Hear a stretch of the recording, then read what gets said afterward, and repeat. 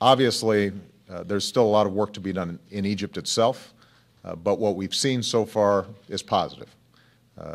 The military council that is in charge has reaffirmed its treaties with countries like Israel and international treaties. It has met with the opposition, and the opposition has felt that it is serious about moving towards fair and free elections.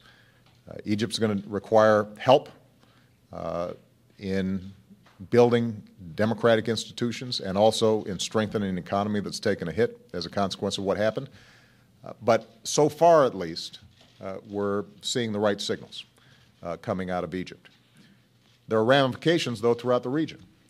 And I think my administration's approach is the approach that jibes with how most Americans think about this region, which is that each country is different. Each country has its own traditions. America can't dictate how they run their societies, but there are certain universal principles that we adhere to. One of them is we don't believe in violence as a way of, and coercion as a way of maintaining control.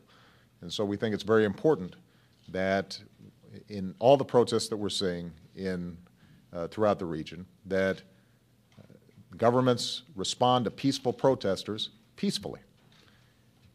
The second principle that we believe in strongly is in the right to express your opinions, the freedom of speech and freedom of assembly that allows people to share their grievances with the government and to express themselves in ways that hopefully will, over time, meet their needs.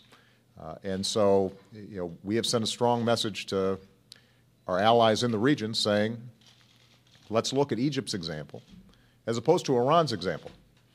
I find it ironic that you've got the Iranian regime pretending to celebrate what happened in Egypt, when in fact they have acted in direct contrast to what happened in Egypt by gunning down and beating people who were trying to express themselves peacefully in Iran. And I also think that an important lesson, and I mentioned this last week, that we can draw from this is real change in these societies is not going to happen because of terrorism. It's not going to happen because you go around killing innocents. It's going to happen because people come together and apply moral force to a situation. That's what garners international support. That's what garners internal support. That's how you bring about lasting change.